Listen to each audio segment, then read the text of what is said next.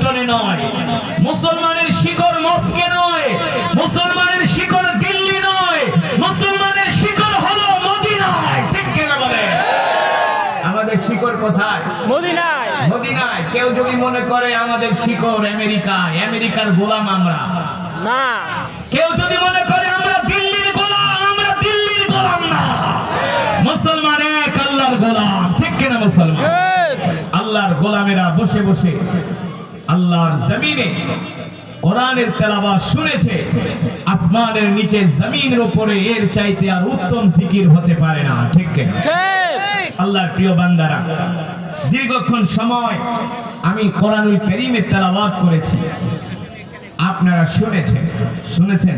জি। মন দিয়ে শুনেছেন? জি। মাশাআল্লাহ। যদি মন দিয়ে শুনে থাকেন, নিঃসন্দেহে আল্লাহ তাআলা এক একটি হরফের বিনিময়ে আমাদের আমলনামায় কম পক্ষে 10টি করে নেকি দান করেছেন। সুবহানাল্লাহ। কয়টা করে? 10টি। আমি যদি 1000 শব্দ তেলাওয়াত করি, 1000 কে 10 দিয়ে গুণ দেন, কত হয়? 10,000। আমি যদি 20,000 শব্দ তেলাওয়াত করি, 20,000 কে 10 দিয়ে গুণ দেন, এইভাবে করে গুণ দিতে থাকবেন। প্রতি হরফে আল্লাহ তাআলা আমাদের আমলনামায় 10টি করে নেকি দান করেছেন। সুবহানাল্লাহ। শুধু এখানে শেষ নয়, এই মাহফিলে যারা উপস্থিত হয়েছেন মাগরিবের পরে এই অধিবেশনে এক একজন এক এক খতম করে কোরআনুল কারীমের সওয়াব পেয়েছেন। সুবহানাল্লাহ। কয় খতম? এক খতম। কিভাবে বলতে পারবেন? 3 বার সূরা ইখলাস পড়ার কারণে। মাশাআল্লাহ। আমি সূরাতুল ইখলাস কয়বার পড়েছি? 3 বার। ধরে বলেন। 3 বার। কয়বার? 3 বার। 3 বার পড়েছি।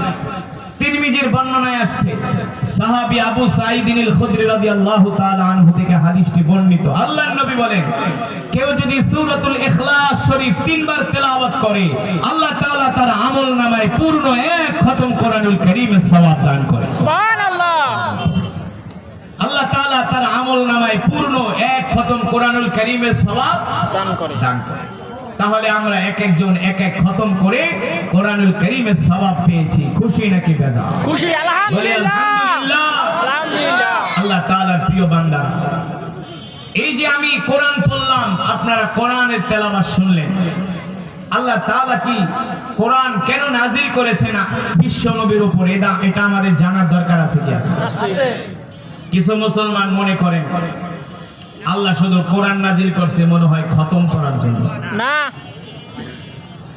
ব্যবসায়ীরা মনে করতে পারেন সকালবেলা দোকান খোলার পরে রেডিও টেলিভিশনে মোবাইলে একটু কোরআন তেলাওয়াত শুনে দোকান খুললাম, মনে হলো কোরআনের হক আদায় হয়ে গেছে।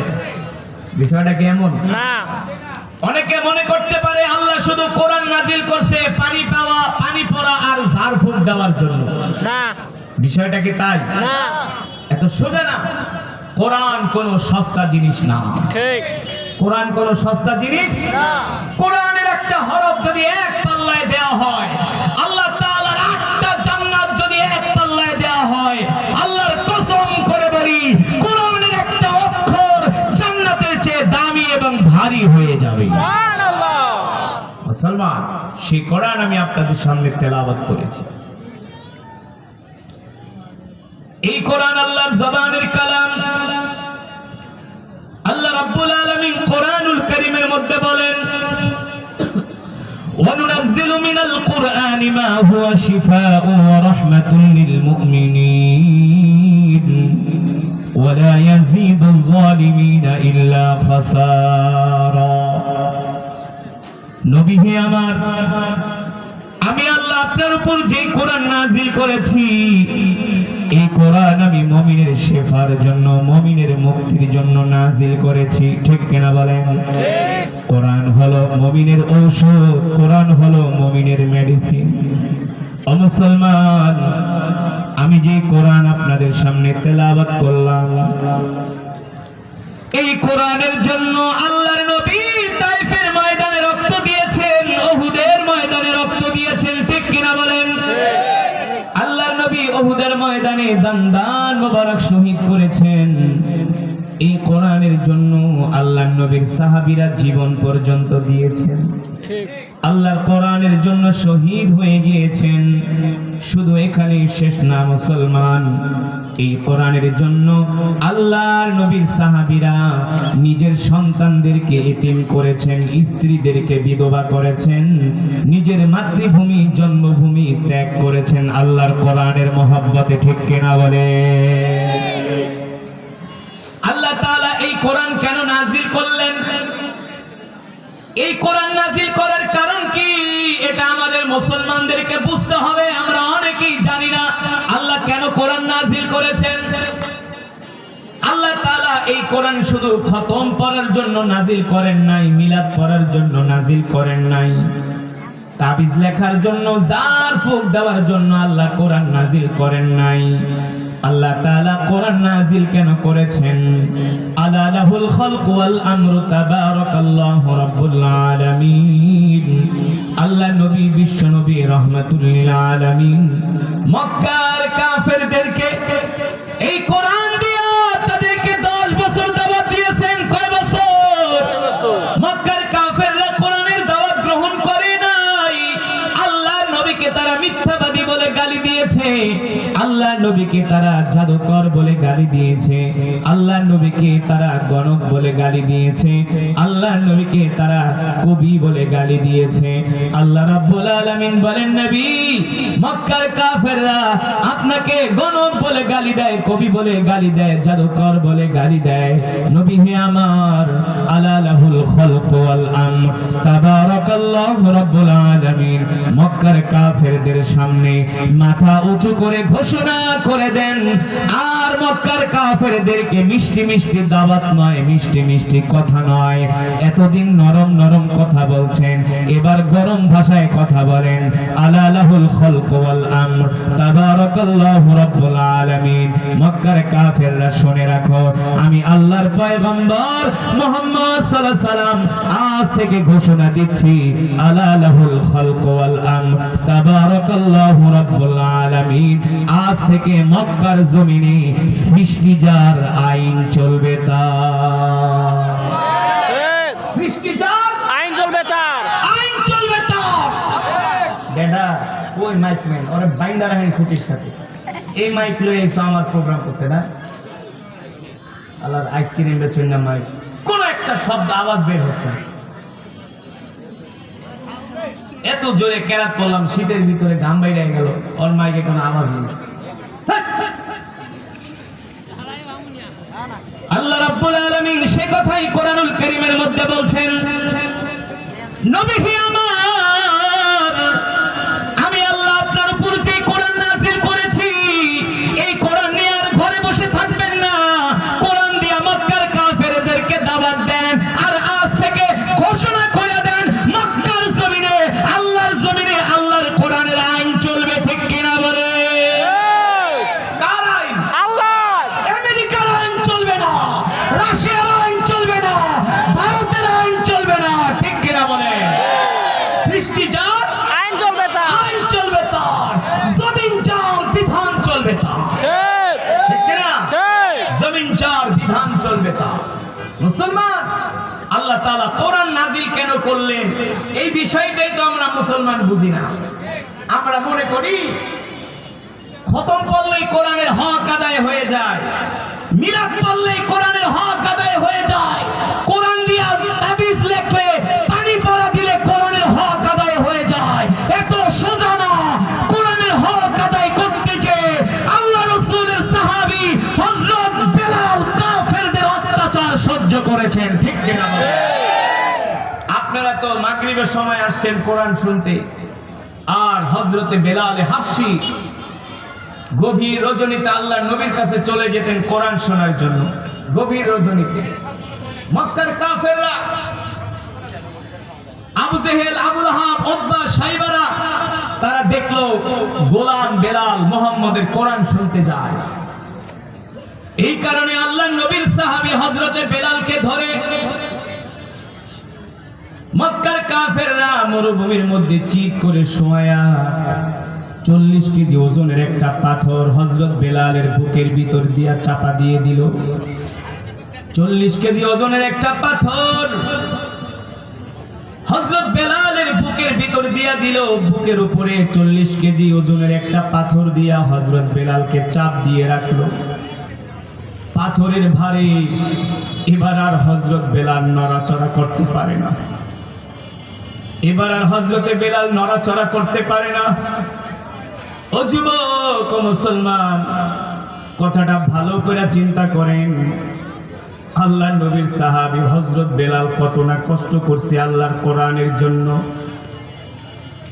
যারা সৌদি আরবে হজ উমরা করতে গেছেন, দেখেন সৌদি আরবে কত গরম না? দিনের বেলা গরমের জন্য ঘর থেকে বের হওয়া যায় না, হোটেল থেকে বের হওয়া যায় না।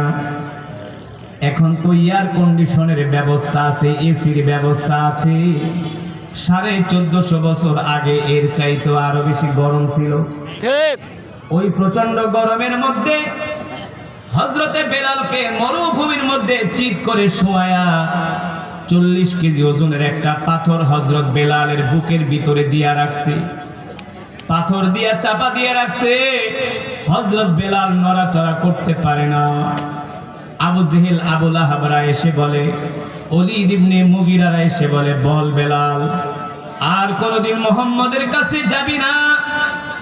আর কোনদিন মুহাম্মাদের কোরআন শুনতে যাবি না? হযরত বেলাল বলে, মক্কার কাফেররা তোমরা আমাকে মারতে মারতে শহীদ করে ফেলতে পারো, এক মুহূর্তের জন্য বেলাল আল্লাহর নবীর জবানে কোরআন শোনা থেকে বিরত হবে না। জোরে বলেন সুবহানাল্লাহ, আল্লাহু আকবার। এই কথা বলার পরে লোহার রড গরম করে হযরত বেলালের শরীরের ভিতরে সেকা দেওয়া হয়। আর বলা হয়, বেলাল মুহাম্মাদের কোরআন শুনতে যাবি না? যদি একবার স্বীকার করস বেলাল, তোর গায়ে আমরা একটা ফুলের টোকাও দিব না। হযরত বেলাল বলে, মক্কার কাফেররা শুনে রাখো, তোমরা মনে করেছো লোহার রড গরম করে আমার শরীরে সেকা দিলে মনে হয় আমি ভয় পেয়ে যাব আর তোমাদের কথা আমি মেনে নিব।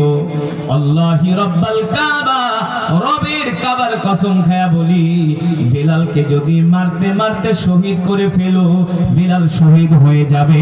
আল্লাহর নবীর কোরআনের মজমায় যাওয়া বেলাল বন্ধ করবে না। মুসলমান, শুধু এখানে শেষ নয়, শুধু এখানে শেষ নয়। আল্লাহর নবীর সাহাবী হযরত আবু তালহা রাদিয়াল্লাহু তাআলা আনহু, নাম কি? আবু তালহা। জোরে বলেন। আবু তালহা। আবু তালহা রাদিয়াল্লাহু তাআলা আনহু। যুবক রে, ও মুসলমান, আমরা তো মক্কা মদিনায় যাই, উহুদের ময়দানে যাই, উহুদের ময়দান ঘুরে আসি। যে ময়দানে আল্লাহর নবী নিজে যুদ্ধের নেতৃত্ব দিয়েছেন, উহুদের ময়দানে, সেই ময়দানে আমরা যাই। 70 জন সাহাবী যে ময়দানে শুয়ে আছে, যে 70 জন সাহাবী যুদ্ধের ময়দানে শহীদ হয়ে গেছে, উহুদের ময়দানে 70 জনকে উহুদের ময়দানে তাদেরকে কবর দেওয়া হয়েছে। আমরা তাদের কবর জিয়ারত করে আসি। কি শিখলাম আমরা তাদের থেকে? এই যে 70 জন সাহাবী উহুদের যুদ্ধে শহীদ হয়েছে, আল্লাহর কসম করে বলি, তারা অর্থের জন্য শহীদ হয় নাই, ক্ষমতার জন্য শহীদ হয় নাই। ঠিক কিনা বলেন? কোন নারীর জন্য, কোন বাড়ির জন্য, কোন পদ পদবীর জন্য শহীদ হয় নাই। আল্লাহ নবীর এই 70 জন সাহাবী আল্লাহর জমিনে দ্বীন কায়েমের জন্য শহীদ হয়েছে। ঠিক কিনা বলে? আল্লাহু আকবার। মক্কার কাফেররা চতুর্দিক থেকে আল্লাহর নবীকে যখন ঘিরে ধরল, মক্কার কাফেররা অতর্কিত তীর আর বর্ষা দিয়ে আল্লাহর নবীকে আক্রমণ করতেছে। হযরত আবু তালহা রাদিয়াল্লাহু তাআলা আনহু আল্লাহর নবীর সামনে সীসা ডালা প্রাচীরের মতো দাঁড়ায় গেলেন। আল্লাহর নবীকে আড়াল করে হযরত আবু তালহা রাদিয়াল্লাহু তাআলা আনহু সীসা ডালা প্রাচীরের মতো আল্লাহর নবীর সামনে দাঁড়ায় গেলেন। আর আল্লাহর নবীকে বললেন, ওগো আল্লাহর পয়গম্বর, আজকে উহুদের ময়দানে মক্কার কাফেররা আবু তলহাকে টার্গেট করে নাই। আজকের এই উহুদের ময়দানে মক্কার কাফেররা ওমরকে টার্গেট করে নাই। আজকে এই উহুদের ময়দানে মক্কার কাফেররা আবু বকরকে টার্গেট করে নাই। আজকে এই উহুদের ময়দানে মক্কার কাফেররা আমাদের কলিজার টুকরা বিশ্ব নবীকে টার্গেট করেছে, ঠিক কিনা বলে? মক্কার কাফেররা চায় আপনাকে দুনিয়ার জমিন থেকে বিদায় করে দিতে। মক্কার কাফেররা চায় দুনিয়ার জমিন থেকে আপনাকে সরাই দিতে। এই কারণে তারা অতর্কিত আপনার উপরে আক্রমণ করতেছে। আমি আপনার সাহাবী আবু তালহা আপনাকে উদ্দেশ্য করে বলতেছি, ওগো আল্লাহর নবী, মক্কার কাফেরদের প্রতিটা তরবারির আঘাত, তীরের আঘাত আবু তালহার শরীরের মধ্যে বিদ্ধ হবে। আল্লাহর নবীর গায়ে একটা ফুলের টোকাও আমি সহ্য করব না। আল্লাহর নবীর গায়ে একটা ফুলের টোকাও আমি আবু তালহা সহ্য করব না। প্রতিটি তীরের আঘাত, তরবারির আঘাত আবু তালহার গায়ে লাগুক, আবু তালহা শহীদ হয়ে যায়। আল্লাহর নবীর যাতে শরীর মোবারকে একটা ফুলের টোকাও না লাগে। সাহাবী আল্লাহর কোরআনের জন্য জীবন দিয়েছেন। ইতিহাসের মধ্যে লেখে, মক্কার কাফেররা চতুর্দিক থেকে আল্লাহর নবীকে তীর নিক্ষেপ করে। সাহাবী আবু তালহা আল্লাহর নবীর সামনে ডাল হয়ে দাঁড়ায় যায়। এক একটা তীর আসে, সাহাবী আবু তালহা নিজের হাত পেতে দেয়, হাতের মধ্যে তীরগুলো লাগে। এক একটা তীর আসে, আল্লাহর নবীকে রক্ষা করার জন্য আবু তালহা বুক পেতে দেয়।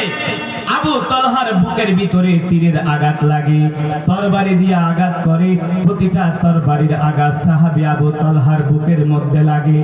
যখন যুদ্ধ থেমে গেল, দেখা গেল একটা না, দুইটা না, তিনটা না, ৭০টার উপরে তীরের আঘাত, তরবারির আঘাত আল্লাহ রাসূলের সাহাবী আবু তালহা রাদিয়াল্লাহু তাআলা আনহুর গায়ে লেগেছে। কয়টা? ৭০টা তীরের আঘাত, তরবারির আঘাত রাসূলের সাহাবী আবু তালহার গায়ের ভিতরে ৭০টা তীর আর তরবারির আঘাত। পুরো শরীর রক্তে রঞ্জিত হয়ে গেছে। আর আমরা মুসলমানরা মনে করি ২-৪ দিন ওয়াজ মাহফিল করলে, কোরআন খতম দিলে আমরা কোরআনের হক আদায় করে ফেলি। এত সোজা না। ২-১০টা ওয়াজ মাহফিল শুনলেই কোরআনের হক আদায় হবে না। আল্লাহর নবীর সাহাবীরা কোরআনের হক আদায় করার জন্য তারা নিজের সন্তানকে এতিম করেছে, স্ত্রীদেরকে বিধবা করেছে, ঠিক কিনা বলেন? বুঝতে পারছেন? এত সোজা না। কাল হাসরের ময়দানে আল্লাহর নবী যখন বলে, উম্মতরা আসো, আমি তোমাদেরকে জান্নাতে নিয়ে যাব। আল্লাহ রাব্বুল আলামিন আল্লাহর পয়গম্বরকে নির্দেশ দিবে, ইয়া মুহাম্মদ ইরফা রাসাক। আল্লাহর নবী সিজদা দিয়া হাসরের ময়দানে পড়ে থাকবে। জিবরাইল আমিন এসে বলবে, ওগো আল্লাহর নবী, ইয়া মুহাম্মদ ইরফা রাসাক ইশফা তুশাফা। ওগো আল্লাহর নবী, আপনি সিজদা উঠান। আল্লাহ তাআলা আপনাকে নির্দেশ দিয়েছেন, আপনি আপনার উম্মতের জন্য সুপারিশ করেন। আপনি আপনার যেই উম্মতের জন্য সুপারিশ করবেন, সেই উম্মতকে আজকে আল্লাহ জান্নাত দিয়ে দিবে। সুবহানাল্লাহ বলেন। কথা খেয়াল করেন। জিবরাইল আমিন এসে বলবো, গো আল্লাহর নবী, আপনি আপনার উম্মতের জন্য সুপারিশ করেন। আপনি আপনার যেই উম্মতের জন্য সুপারিশ করবেন, আল্লাহ তাআলা তাদেরকে জান্নাত দিয়ে দিবে। এই কথা শোনার পরে আল্লাহর নবী সিজদা উঠাবেন। সিজদা উঠানোর পরে আল্লাহর নবী উম্মতদেরকে ডাক দিবেন, ও উম্মতেরা, আসো আসো আসো, আজকে তোমাদের জন্য আমি আল্লাহর কাছে সুপারিশ করব, তোমাদেরকে আজকে আল্লাহ জান্নাত দিবে।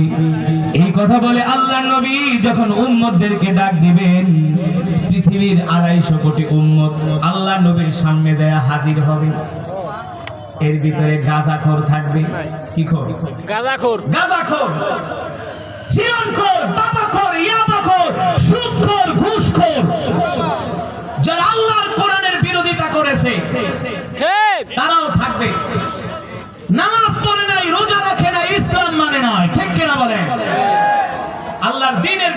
করছে, ওরাও যে বলবো আল্লাহর নবী আমরা তো আপনার উম্মত, আমাদের জন্য সুপারিশ করেন, আমরা আপনার উম্মত, আমাদের জন্য সুপারিশ করেন।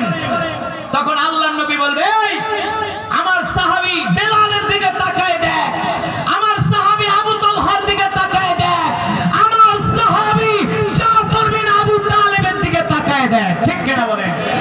আমার ওমরের দিকে তাকায় দেখ, আমার ওসমানের দিকে তাকায় দেখ। প্রত্যেকটা সাহাবী এক একজনের হাত নাই, পা নাই, চোখ নাই, নাক নাই, কান নাই, কাফেররা কলিজা পর্যন্ত টেনে ছিঁড়ে ফেলেছে। এত সোজা জান্নাতটা, এত সোজা না। আল্লাহর নবী বলবে, উম্মত দেখো আমার এক একটা সাহাবীর গায়ে তীরের আঘাত, তরবারির আঘাত, আর তোমরা আমার উম্মত, তোমাদের গায়ে একটা ফুলের টোকাও নাই, ফুলের টোকাও নাই। তার মানে কি? তোমরা দুনিয়াতে হকের পক্ষে ছিল না, ইসলামের পক্ষে ছিল না, ঠিক কিনা বলেন?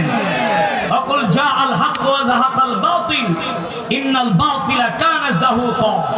আজকে সারা পৃথিবীতে হক আর বাতিলের লড়াই শুরু হয়ে গেছে, হক আর বাতিলের লড়াই, কুফর আর তাওহীদের লড়াই শুরু হয়ে গেছে। এই পৃথিবীর জমিনে যারা তাওহীদের পক্ষে থাকবে, আল্লাহ তাআলার পক্ষে থাকবে, আল্লাহ রাসূলের পক্ষে থাকবে, আল্লাহর নবী হাশরের ময়দানে তাদের জন্য সুপারিশ করবে, সুপারিশ করবে। এই যে আপনাদের মতো কোরআন প্রেমিক মুসলমান, আমি যখন তেলাওয়াত শুরু করেছিলাম মাত্র 10-15 জন লোক ছিল, কিন্তু আমি যখন কোরআন তেলাওয়াত শুরু করেছি আপনারা কোরআনের মহব্বতে দৌড়ায় দৌড়ায় কোরআনের মাজমায় আসতেন।